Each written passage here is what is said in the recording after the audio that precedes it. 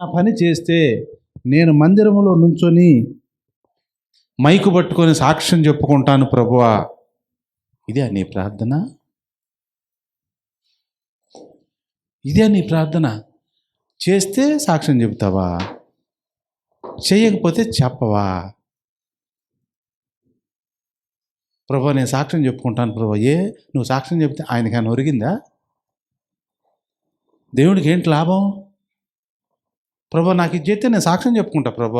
ఏంటి నువ్వు సాక్ష్యం చెప్పేది ఏంటంట? నువ్వు చెప్పకపోతే కొంపలు అంటుకుపోయినాయి ఆయనకి ఏమైంది? ఇది కండిషనల్ ప్రేయర్ అంటే ఏంటి? తెలుగులో ఏంటి ఎరా? ఎస్, షరతులతో కూడిన ప్రార్థన. ఎన్ని షరతులు పెట్టాడైనా? ఒకటి ఏంటి? ఏమని రాసుకున్నారు? నేను వెళ్ళి మళ్ళీ క్షేమంగా రావాలి ఒకటి. ఇంకొకటి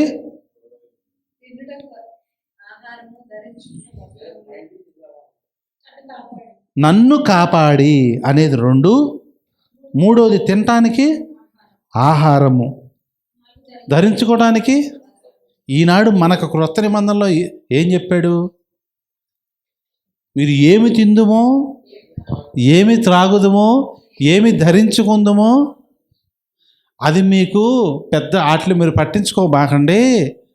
మీకు అక్కరగా ఉన్నవేవో దేవునికి తెలుసు, కాబట్టి మీరు ఇలాగూ ప్రార్థన చేయుడి అని చెప్పి ప్రార్థన నేర్పిస్తే, ఇంకా మా అమ్మాయికి సీట్ వస్తే నేను ఇంట్లో ప్రార్థన పెట్టుకుంటా, మా అబ్బాయికి సీట్ వస్తే నేను మందిరంలోకి వెళ్ళి సాక్ష్యం చెబుతా. ఎన్నో ప్రార్థన పెట్టుకునేది ఇంట్లో పెట్టుకుంటే ఏంటి, పెట్టుకోకపోతే దేవునికి ఏంటి? అట్టేనా దేవుడితో మాట్లాడేది? దేవునితో మాట్లాడే విధానం అదేనా? కాబట్టి అలా కాదు.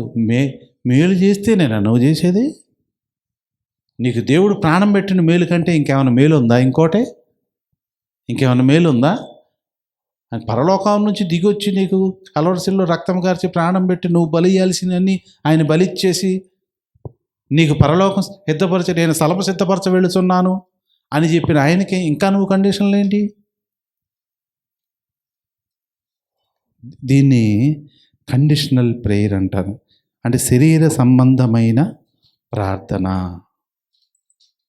Self centred prayer. చూసారా? స్వార్థపూరితమైన ప్రార్థన. ఇది కాదు మనకు కావాల్సింది. బేతేలు అంటే దేవుని మందిరము అని అర్థం అనంద కింద.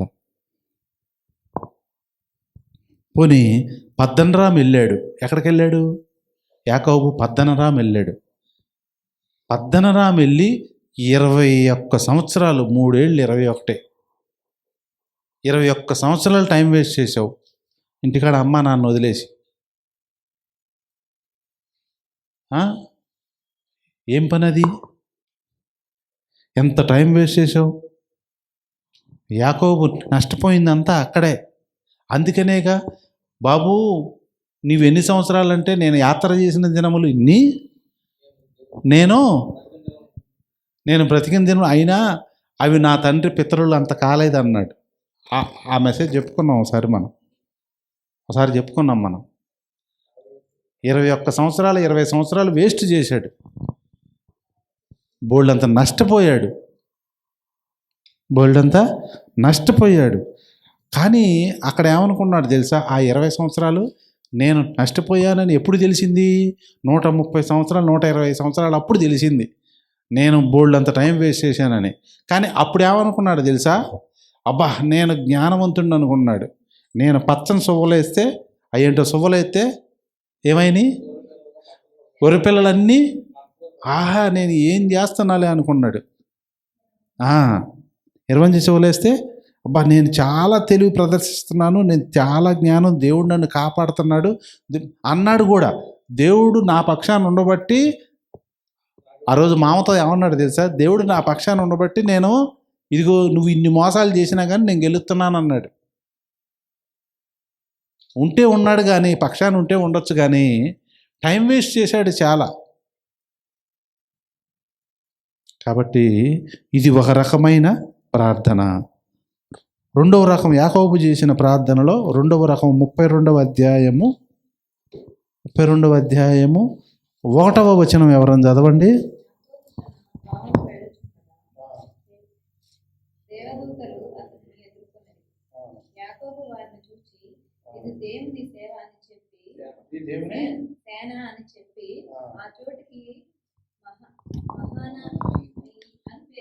మహనీయమని పేరు పెట్టెను. మహనీయం అంటే అర్థం ఏంటి? 2 సేనలు అని అర్థం. ఇక్కడ ఈ మహనీయము ప్రార్థన, ఇప్పుడు మనం సెకండ్ పాయింట్ ఏమి రాసుకోవాలంటే, ఫస్ట్ బేతేలు ప్రార్థన, ఆ తర్వాత మహనీయము ప్రార్థన. ఈ ప్రార్థన ఎలాంటి ప్రార్థన తెలుసా? ఇందాక బేతేలు ప్రార్థన ఏమో కండిషనల్ ప్రేయరు, ఇప్పుడు మహనీయం ప్రార్థన ఆపద మొక్కులు ప్రార్థన.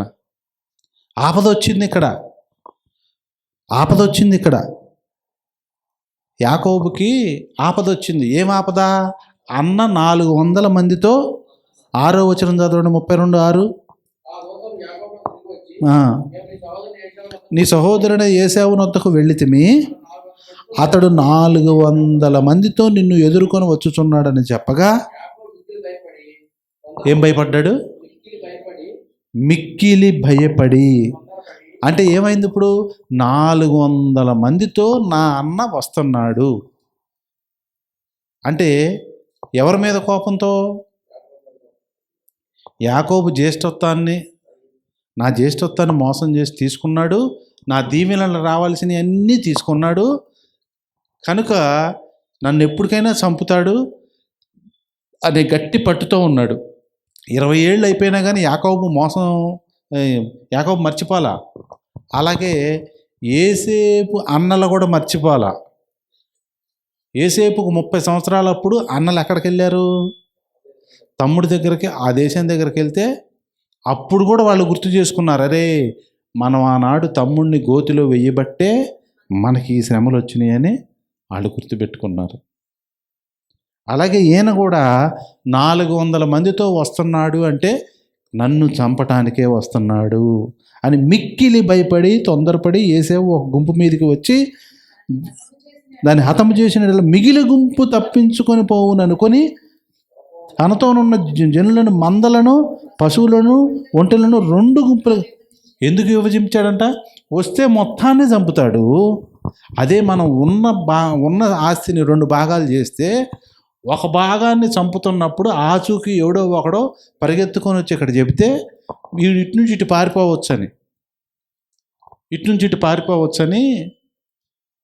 2 గుంపులుగా చేశాడు. అంతటితో ఆగాడా? ఇంకేం చేశాడు?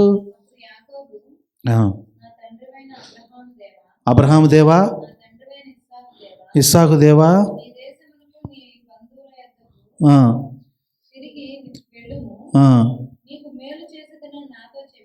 నాతో చెప్పిన యెహోవా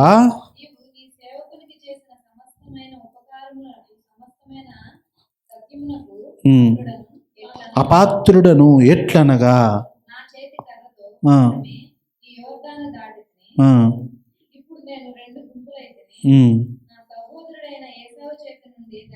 దయచేసి నన్ను తప్పించుము,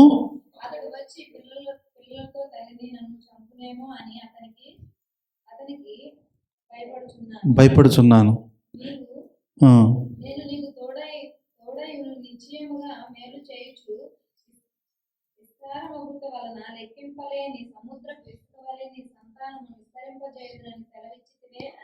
ఇది ఆపద మొక్కుల ప్రార్థన. ఆపద వచ్చింది, ఇప్పుడు ప్రాణాపాయం వచ్చేసింది. దీన్ని ఏమన్నారు? దీన్ని ఆపద మొక్కుల అంటే కష్టాలు వచ్చినప్పుడు చేసే ప్రార్థన ఇది. అందుకని ఒక భక్తుడు ఏదో పాట రాశాడుగా, ఏమని? కష్టాలు వచ్చినప్పుడే కాదు ప్రార్థన, వచ్చినప్పుడే కాదు ప్రార్థన. దీనికి డప్పు కావాలి కదా,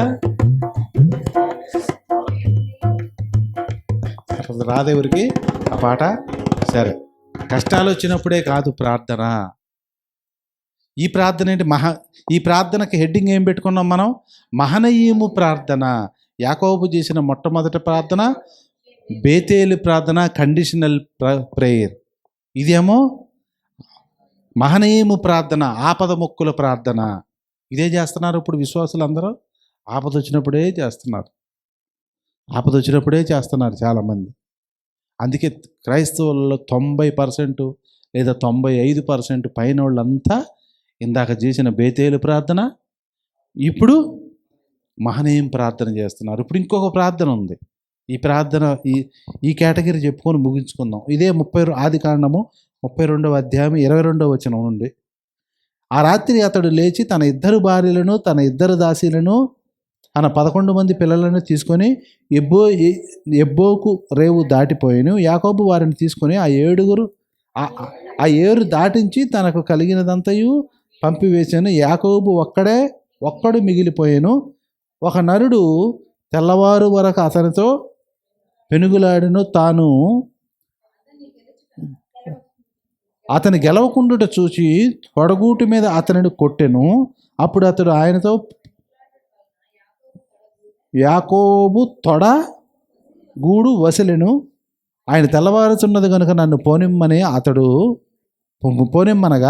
అతడు, నీవు నన్ను ఆశ్రదించితేనే గాని నిన్ను పోనీయను. ఆయన నీ పేరేమని అడగగా అతడు యాకోబు అని చెప్పిన. అప్పుడు ఆయన, నీవు దేవునితోనూ మనుషులతోనూ పోరాడి గెలిచేదివి గనుక ఇక మీదట నీ పేరు. అప్పుడు యాకోబు, నీ పేరు దయచేసి తెలుపుమనను. అందుకు ఆయన, ఎందు నిమిత్తము నా పేరు అడుగుతావని చెప్పి అక్కడ అతనిని ఆశీర్వదించెను. యాకోబు, నేను ముఖాముఖిగా దేవుని చూచిన అయినను నా ప్రాణము దక్కినది. ఆ స్థలమునకు పెనుయేలని పేరు పెట్టెను. పెనుయేలు అంటే ఇది పెనుయేలు ప్రార్థన, బేతేలు ప్రార్థన, మహనయీము ప్రార్థన, పెనుయేలు ప్రార్థన. పెనుయేలు అంటే దేవుని ముఖము. అంటే దేవుని ముఖాన్ని ఎప్పుడు చూశాడు? బేతేలు ప్రార్థన అయిపోయినాక, మహనీయము ప్రార్థన అయిపోయినాక, ఆ తర్వాత పెనుయేలు ప్రార్థన అంటే దేవుని ముఖాన్ని చూశాడు. ఎప్పుడైతే దేవుని ముఖాన్ని చూశాడో ఫస్ట్ దేవుని మందిరానికి వచ్చాడు. అంటే బేతేలుకి రావటం అంటే ఏంటి? దేవుని మందిరానికి రావటం. మందిరానికి వచ్చి ప్రార్థన చేశాడు.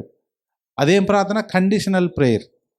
ఆ తర్వాత మందిరానికి వచ్చిన తర్వాత ఆపద మొక్కులు ప్రార్థన చేశాడు. దాన్ని మహనీయం ప్రార్థన అన్నాం. ఇప్పుడు పెనుయేలు అంటే ముఖాముఖి, దేవుని ముఖాన్ని చూశాడు. దేవుని ముఖాన్ని చూశాడు ఇప్పుడు. కాబట్టి ప్రతి విశ్వాసి, ప్రతి క్రైస్తవుడు మొట్టమొదటి మెట్టు అదే. మొట్టమొదటి మెట్టు ఎవరైనా ఏం చేస్తారు? బేతేలు ప్రార్థనే చేస్తారు. నువ్వు ఇప్పటికీ కూడా 10 ఏళ్ళు అయినా కూడా ఇంకా బేతేలు ప్రార్థన చేస్తున్నావంటే నీవు ఎక్కడున్నట్టు? ABCDల దగ్గరే ఉన్నట్టు, 1, 2, 3 తరగతుల దగ్గరే ఉన్నట్టు.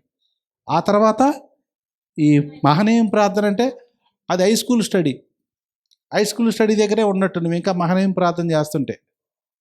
ఇప్పుడు పెనుయేలు ప్రార్థన, దేవుని ముఖాన్ని చూసే అనుభవానికి వచ్చావు. ఎప్పుడైతే దేవుని ముఖాన్ని చూసావో, ఎప్పుడైతే చూసావో ఏం చేస్తాడు తెలుసా? నీ శత్రువుల్ని సైతము మిత్రులనుగా చేస్తాడు. సామెతల గ్రంథము 16వ అధ్యాయము 7వ వచనం.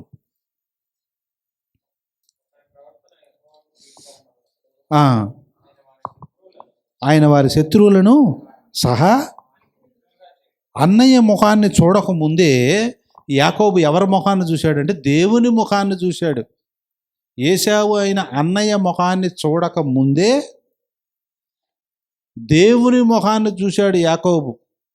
అందుకు శత్రువులను సహా మిత్రులనుగా చేశాడు. చూసారా? కాబట్టి మన పనిలో, మన ఉద్యోగంలో, మన విశ్వాస బాటలో మనకు విజయము కలగాలంటే దేవుని ముఖము చూడాలి.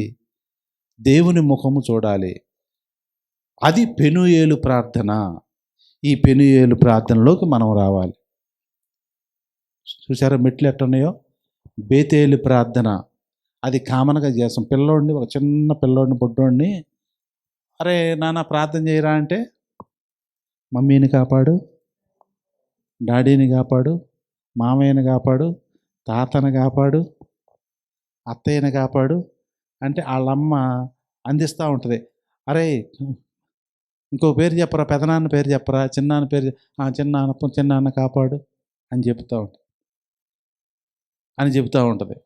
ఆ స్టేజీలన్నీ దాటుకుంటూ రావాలి. పెనుయేలు ప్రార్థనలోకి రావాలి. దేవుని ముఖాన్ని చూసినప్పుడు అన్ని విషయాల్లో మనకు ఆటోమేటిక్గా విజయం వచ్చింది. బైబిల్ నిండా సారాంశం అంతా అదే. దాన్ని పశ్చాత్తాప ప్రార్థన అన్నారు. పెనుయేలు ప్రార్థన ఎట్ట చేశాడు అతను? విపరీతంగా గోజాడాడు. కన్నీటి ప్రార్థన. పెనుయేలు ప్రార్థన = కన్నీటి ప్రార్థన, పట్టుదలతో కూడిన ప్రార్థన. పెనుయేలు ప్రార్థన = పట్టుదలతో కూడిన ప్రార్థన. నువ్వు అసలు ఆశీర్వదిస్తేనే తప్ప నేను వదలనని పట్టుబట్టాడు. దేవుడు ఎక్కడ, యాకోబు ఎక్కడ? యాకోబు పట్టుకుంటే నన్ను వదిలిపెట్టు అని అన్నాడు. దేవుడు అన్నాడా? ఎక్కడన్నాడు? తెల్లారిపోతుంది, నన్ను వదిలిపెట్టు అన్నాడు. నన్ను పోనిమ్మనగా నీవు నన్ను ఆశీర్వదిస్తేనే కానీ నేను పోనీయను. చాలు. ఈయనేమన్నాడు? ఒక మానవుడు ఏమన్నాడు? నేను పోనీయను అంటున్నాడు. దేవుడు ఏమంటున్నాడు? అరే బాబు నీకు దండం పెడతాను, నన్ను పోనీరా, తెల్లారుతుందిరా బాబు, నన్ను పోనీ, తెల్లారినాక నేను ఉండకూడదు ఇక్కడ, నన్ను పోనీ అంటున్నాడు. నేను పోనీయను అన్నాడు. అప్పుడు 25వ వచనం, తాను అతని గెలవకుండుట చూచి తొడగూటి మీద అతనిని కొట్టెను. ఈ మాట ఇంగ్లీష్లో ఏముంది? 32:25 వచనం, ఆదికాండం 32:25. తాను అతని గెలవకుండుట చూచి, నేను చూసిన ఇంగ్లీష్ బైబిల్ వెర్షన్లో ఏముందంటే ముట్టెను అని ఉంది. దేవుడు అట్ట ముట్టితేనే జాయింట్ ఊడిపోయిందంట. అదిగో చెప్పానా? టచ్ అంటే ఏమైపోతున్నారు? పడిపోతున్నారు. ఎట్టంటే చాలు. ఏంటబ్బా పడుతున్నారు వీళ్ళందరని అందరు పడుతుంటే ఒకసారి రైల్వే ఇన్స్టిట్యూట్లో అందరు పడుతున్నారు. నేను వెళ్ళి కూర్చున్నా. ఖచ్చితంగా నేను కూడా వెళ్ళాలి, నేను పడతానో లేదో చూడాలని చెప్పి స్టేజ్ మీదకి వెళ్ళి ఇట్లా నుంచున్నా. అందరూ పడేస్తున్నాడు. నేను ఇట్ట అంటున్నాడు పట్ల తోస్తున్నాడు. నేను ఇట్ట అంటున్నా కానీ పట్ల తోస్తున్నాడు. నేను కళ్ళారా నేను అనుభవం మీద చెబుతున్నా, ఎక్స్పీరియన్స్ మీద చెబుతున్నా. ఒట్టిది పట్ల నేను. మరి పడోళ్ళందరూ ఏందో మరి నాకు తెలియదు. ఓహో ఇది మాయ, నాటకం అని నాకు అర్థమయ్యి నేను మళ్ళీ వచ్చి నా సీట్లో నేను కూర్చున్నా. నేను బళ్ళ కానీ పడతానే అసలు ఏందబ్బా ఇట్ట అనుకొని వెళ్ళా. టచ్, ఇంగ్లీష్లో ఏముంది ఇక్కడ? దేవుడు టచ్ చేస్తేనే జాయింట్ తొలగిపోయింది. మరి అలాంటప్పుడు నన్ను వదిలి అంటవేంటి? ప్రేమ, పిల్లోడి మీద ప్రేమ. ఆఫీస్కి వెళ్ళేటప్పుడు పిల్లోడు కాలు పట్టుకొని చేయి పట్టుకొని వెళ్ళొద్దు అంటాడు బుడ్డోడు. అప్పుడు ఏమంటారు? అరే నన్ను పోనీరా అని అంటారు. అవునా? వాళ్ళ అమ్మకి ఏం చెప్తాడు అతను? అది చూడు, నన్ను వీడు పోనేయట్లేదు, కొద్దిగా వీడిని ఎత్తుకో, వీడిని ఏదైనా మాయ చేయి అని చెప్పి అప్పుడు వెళ్తాడు. వెళ్ళలేక కాదు, ప్రేమ. అది ప్రేమ. అది కాబట్టి ఈ పెనుయేలు ప్రార్థన కన్నీటి ప్రార్థన, పశ్చాత్తాప ప్రార్థన. ఇంతకీ మళ్ళీ ఇంకొక మాట అన్నాడు దేవుడు, నేను ఓడిపోయాను నువ్వు గెలిచావు అన్నాడా? ఎక్కడన్నాడు? పోరాడి గెలిచితివి. దేవునితోనూ మనుషులతోనూ పోరాడి గెలిచాడా? ఎవరు ఓడిపోయారు?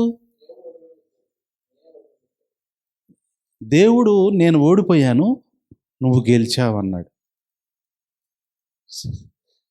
సినీ రంగంలో పాటలు పాడుతూ ఉంటారు. ఆ పాటల్లో భార్యే కావాలని ఓడిపోవాలి, భర్త అన్ని విషయాల్లో గెలవాలి, గెలిస్తేనే ఈమెకి గర్వకారణం. అవునా? భర్త విజయమే భార్యకి గర్వకారణం అని ఆ అర్థానికి సంబంధించిన పాటలు ఉంటాయి. కొన్ని ఆ అర్థానికి సంబంధించిన పాటలు ఉంటాయి. అలాగే పాస్టర్ గారు ఉన్నారు చర్చిలో, ఆదివారము 9 గంటలకు ప్రార్థనకు రండి అని చెబుతారు. 9 కి 9, 10 అయితే 10 అని చెబుతారు. విశ్వాసులందరూ 9:30, 10కి వస్తారు. ఎవరు గెలిచినట్టు, ఎవరు ఓడిపోయినట్టు? ఎవరు గెలిచారు? ఎస్, పాస్టర్ గారు ఓడిపోయారు. విశ్వాసులు గెలిచారు. ఏం జరిగింది అక్కడ? ఎవరు గెలవాలి, ఎవరు ఓడిపోవాలి? మా నాయకుడిని మేము గెలిపించాలన్నవాడు ఏం చేస్తాడు? ముందు వస్తారు. ఇక్కడ కూడా ఏం జరిగింది? సేమ్ దేవుని దగ్గర కూడా అదే జరిగింది. పిల్లవాళ్ళు ఎవరన్నా 2వ తరగతి, 3వ తరగతి, 4వ తరగతి వరకు చదివి ఇక నేను స్కూల్కి వెళ్ళాలని పేసి పెడతారు. అప్పుడు తండ్రులు, తల్లి ఎంత చెప్పినా వినకపోయి ఇక వాడితో విసిగిపోయి ఎక్కడన్నా మోటార్ సైకిల్ షాపులోనో, లేకపోతే ఒక ప్లంబర్ మేస్త్రి దగ్గరకు పంపించటము, లేకపోతే ఒక పెయింట్ మేస్త్రి దగ్గర పంపించటము, ఒక తాపి మేస్త్రి దగ్గర పంపించటము, వీడికి చదవడని పంపిస్తారు. ఎవరు గెలిచినట్టు, ఎవరు ఓడిపోయినట్టు? పిల్లోడు గెలిచాడు, తండ్రి ఓడిపోయాడు. కాబట్టి యాకోబు దగ్గర పోరాడి గెలిచితివంటే ఏంటన్నట్టు? సర్లే పోరా, గెలుచుకున్నావు పో, సర్లే ఆశీర్వదించపో అని చెప్పి వదిలేసాడు అనమాట. కాబట్టి ఇంతకీ ఎన్ని ప్రార్థనలో? యాకోబు ప్రార్థనలో బేతేలు ప్రార్థన అనగా షరతులతో కూడిన ప్రార్థన. అలాగే మహనీయము ప్రార్థన అంటే ఆపద మొక్కుల ప్రార్థన. అలాగే పెనుయేలు ప్రార్థన అంటే కన్నీటి ప్రార్థన, పశ్చాత్తాప ప్రార్థన, పట్టుదల కలిగిన ప్రార్థన. ఈ 3 రకాల ప్రార్థనలో యాకోబు జీవితంలో ఉన్నవి. కాబట్టి మనం కూడా ఆ 3 రకాలు అందరిలో ఉంటాయి. కానీ స్టెప్ దాటుకుంటూ యాకోబు ఎక్కడికి వెళ్ళాడు? 28వ అధ్యాయం నుండి 29వ అధ్యాయం నుంచి 30కి వచ్చాడు, 31కి వచ్చాడు, 32 ఆఖరికి వచ్చేసరికి పోరాడి గెలిచాడు, దేవుని చేత మెప్పు పొందుకున్నాడు. పో, అయిపోయాప్ప. ముట్టుకుంటే జాయింట్ ఊడిపోయిందని ఇంగ్లీష్ బైబిల్లో ఉంది, తెలుగు బైబిల్లో కొట్టెను అని ఉంది. కాబట్టి ఇప్పుడు మన వాక్యము చదివేటప్పుడు, బైబిల్ చదివేటప్పుడు ఇంగ్లీష్ బైబిల్ అవసరమా, అవసరం కాదా?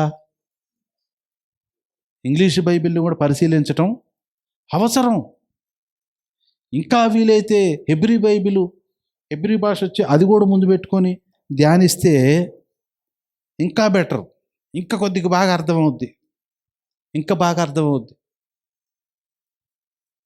కాబట్టి ఈనాటి మన పాఠము, మన సందేశం ఏంటంటే దేవుని మందిరానికి రావాలి, అలాగే దేవుని ముఖాన్ని చూసి వెళ్ళాలి. దేవుని మందిరానికి వచ్చి దేవుని ముఖాన్ని చూసి వెళ్ళాలి మనం. అందుకనే మొంగమూరి దేవదాసాయి గారు ఏమంటాడు తెలుసా? నాకు కనపడము, అందరికీ కనపడము, నాతో మాట్లాడము, అందరితోనూ మాట్లాడము అని అంటాడంట మొంగమూరి దేవదాసాయి గారి ప్రార్థన.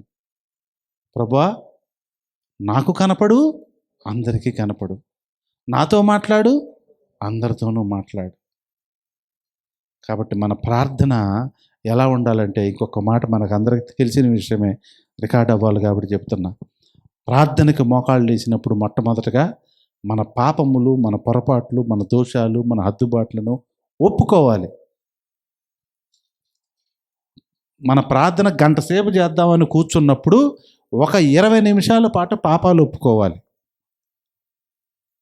ఆ తర్వాత ఇంకొక 20 నిమిషాలు స్తుతి ఆరాధన చేయాలి. ఆ ఇంకొక 20 నిమిషాలు నీకు కావాల్సింది నువ్వు అడుక్కోవాలి. అప్పుడు అంగీకరించబడుతుంది. అంతేగాని నీ పాపాలు ఒప్పుకోకుండా నువ్వు ఎన్ని అడిగినా అంగీకరించబడదు. కాబట్టి మొట్టమొదటి లేదా 15 నిమిషాలు ప్రార్థన చేయాలన్నావు అనుకో, ఒక 5 నిమిషాలు పాపాలు ఒప్పుకోవాలి, ఇంకొక 5 నిమిషాలు స్తుతి ఆరాధన చేయాలి, ఇంకొక 5 నిమిషాలు నీకు కావాల్సింది నువ్వు అడుగు, జయం పొందుతావు. హల్లెలూయా. దేవునికి స్తోత్రము కలుగునుగాక. అది మన ప్రార్థన. అంతేగాని ఒంగోంగులోనే మోకాళ్ళు ఏంగోలోనే ప్రభువా నాకు అది ఇవ్వు, నాకు ఇది ఇవ్వు, నాకు అది చేయి, ఇది చేసి, వాళ్ళకి అది చేసావు, వాళ్ళకి ఇల్లు ఇచ్చావు, నాకు ఇల్లేదు ప్రభువా, వాళ్ళ కారు ఇచ్చావు, నాకు కారేది ప్రభువా అని కాదు. కాబట్టి మనం ఆ విధానంలో ప్రార్థనలోకి వెళ్తే దేవుడు ఎన్నో గొప్ప కార్యాలు మన జీవితంలో చేస్తాడు. దేవుడి మాటలు దీవించునుగాక. ఆమేన్. ప్రార్థన చేసుకుందాం. మనందరం ప్రార్థనలోకి వెళ్దాం. ఒక పల్లవి, ఒక వచనం పాడి మనం ప్రార్థనలోకి వెళ్దాం.